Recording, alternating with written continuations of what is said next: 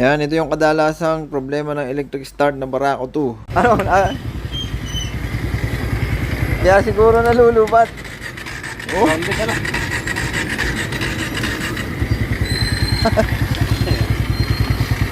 Sira na po yung relay nito. Sira na yung relay.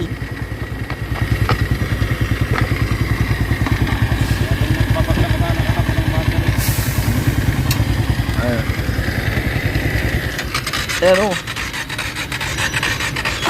oh. Yan yung sira na yun. Yung relay. Yung relay kaya yan? Oo. Pero nakatok na. Oh, ayos na uli eh. Pero ang sira niyan yun. Magkano kayang ganun? Kung mapapansin nyo mga boss, nakapatay na yung susi pero tuloy-tuloy pa rin yung ikot ng starter motor. So yun yung nakakasunog ng starter motor mga boss. Kapag ka nag-short yung relay, ang gagawin nyo mga boss, di syempre tuloy-tuloy nakapatay na yung susi. So hindi pa rin namamatay yung ikot ng starter motor. Kumuha lang kayo ng screwdriver mga boss. Pinakamabilis yun o kaya basta kahit anong pang tok-tok, yan, katukin nyo yan.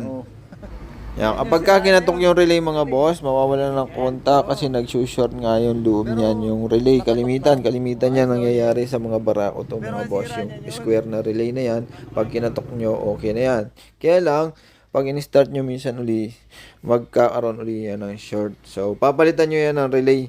Relay ang papalitan dyan mga boss, walang iba kundi yung relay. Kapag ka napalitan nyo ng relay, okay na yan. So, kapag ka walang mabili naman na relay na square, pwede convert yan sa universal. Ayun lang yun. Yun lang yata naman patiglang ko eh. Ay, sira na. Hindi na napalitan siguro. Yan na. Oo. Oh. Kailangan eh. Palitan nun. Saka. Basta mo na. So yan, sabi ko nga kanina mga boss, ang sira relay, tapos wala tayong available na square na relay, kaya ang gagamitin natin yung universal na relay, yung bilog. Pwede kahit sa anong motor mga boss. Sa mga China model galing yan, yung ilalagay natin mga boss, China model galing, yan. Tapos, ito yung original na relay.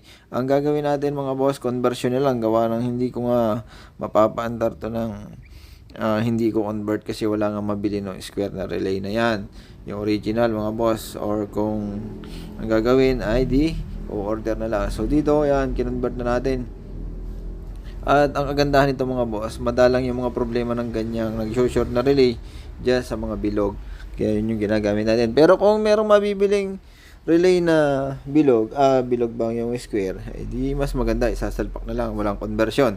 Pero dito nga mga boss, wala tayong available, kaya yan ang ginawa natin, convert lang mga boss. Yan, pagkatapos niya mga boss, ay convert na natin, so gagana na yan, wala nang problema. Balik sa dati mga boss. Yun yung mga ginagawa natin dyan. Pagka ang starter relay ay walang makuha, conversion lang, bibili lang kayo ng terminal. Ay terminal ng 6mm mga boss, 2 peraso, tapos convert nyo na lang.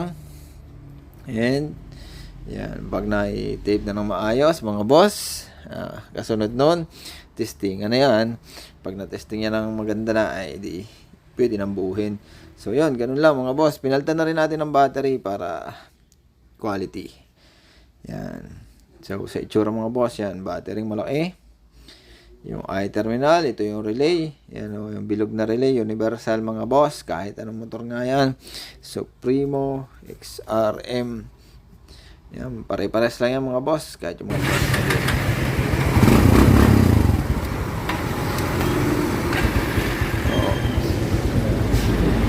Ayos na yan. Diyan, sabi ko nga mga boss, kung walang mabiling ng original, so budget meal, universal relay. So yan, pag kinabit nyo mga boss, aux na yan. So hanggang dito lang mga boss.